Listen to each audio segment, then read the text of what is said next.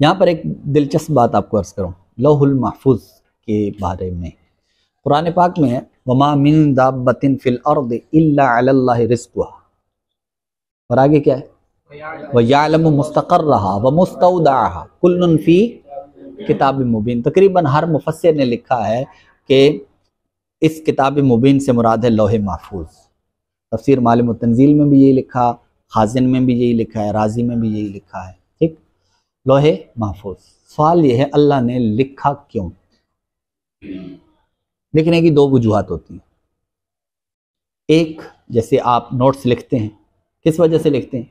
तो कल को इम्तिहान देना है तो अगर भूल जाऊं तो याद आ जाए। ठीक है, और जबकि रब क्या है वमा कान रब्बुका नसिया, तेरा रब भूलने वाला नहीं। अब अल्लाह ताला तो भूलने वाला नहीं, वला यदिल्लु रब्बी वला यंसा। ये तो अब अल्लाह तबारक व तआला ने तो ये फरमाया वो तो भूलने से पाक है, तो लिहाजा अब दूसरी सूरत हम देखेंगे। दूसरी सूरत ये है किस लिए बंदा लिखता है? ताकि दूसरे को बताए। जैसे मैं किताब लिखता हूँ और मुसन्निफीन ने ये किताबें लिखी, लिखने के बाद अब ये किस लिए लिखी? ताकि हमें पता हो, अपना इल्म वो हम तक कन्वर्ट करना चाह रहे थे, पहुंचा रहे थे, डिलीवर करना चाह रहे थे। जबकि उनको ये नहीं कि अपने लिए उन्होंने लिखा है, अपने लिए नहीं, दूसरों के लिए। यानी जो किताब लिखी जाती है वो दूसरों के लिए होती है, दूसरों को बताने के लिए, इल्म देने के लिए। अब ये इस्तिक़राई तौर पर दो वजूहात सामने आई। एक ये है कि इसलिए बंदा लिखता है ताकि भूल जाए तो याद आ जाए। दूसरी सूरत यह है कि दूसरे को बताए। अब अल्लाह ताला ने लौह महफूज में क्यों लिखा?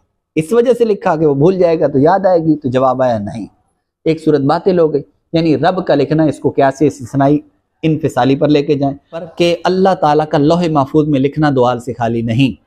या तो भूलने की वजह से होगा कि भूल गया तो याद आ जाएगी, या फिर दूसरे को बताने के लिए। लेकिन अव्वल बातिल है, मुकद्दम बातिल है, लिहाजा ताली साबित है। साली क्या साबित हुई? कि अल्लाह तबारक व तआला ने इसलिए लौह महफूज में लिखा है ताकि अपने महबूब बंदों को बताए। इसलिए तो गौसे पाक क्या फरमाते, मेरी नजर लोहे। अच्छा, क्या कुछ पता चला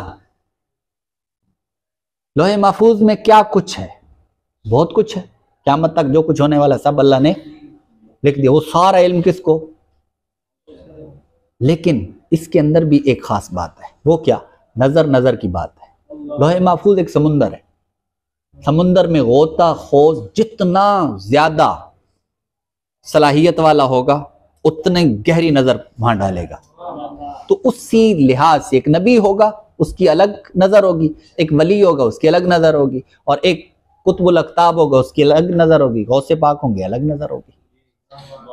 ठीक, मुख्तलिफ होगी। एक और बात वो ये है कि ये जो लौह महफूज में अल्लाह तबारक व तआला ने लिखा, यहां आयत के अंदर जो चीज पता चली वो क्या है?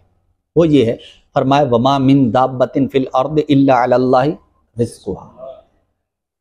यानी जमीन पर कोई चलने वाला ऐसा नहीं है कि जिसका रिस्क अल्लाह के जिम्मे करम पर ना हो। एक ये कि तमाम का रिस्क वो अल्लाह के जिम्मे है, ये लिखा हुआ है लौह महफूज में। नंबर 2, व यअलमु मुस्तक़र्रहा, वो उसके मुस्तक़र को जानता है, ठिकाने को जानता है, क्योंकि पता ही नहीं होगा अगर कि वो कहाँ है तो रिस्क कहाँ पहुंचाएगा। तो लिहाजा ठिकाने का पता वही भी लौहे महफूज में। नंबर 3, व मुस्तौदाहा, यअलमु मुस्तक़र्रहा व मुस्तौदाहा, उसके वादा जो है, वादे की जगह, उसको भी वो रब जानता है, कहाँ मरेगा जी, ये भी जानता है रब। तो पता चला ये सारे का सारा कहाँ लिखा हुआ है। मैं ये कह सकता हूं कि कायनात के अंदर जिसका रिज्क, जिसको अल्लाह रिज्क देता है वो लौह महफूज में, और वहां पर गौसे पाक की नजर है। मैं ये कह सकता हूं कि अल्लाह तबारक व तआला जानता है कि वो कहाँ है, जिसको रिस्क देना है कहाँ है, उसका ठिकाना कहाँ है, गौसे पाक जानते हैं। इसी तरीके से कौन कहाँ मरेगा लोहे महफूज में, और लोहे महफूज गौसे पाक जानते हैं। जो गौस की ये शान है तो इमामुल अंबिया की क्या शान है?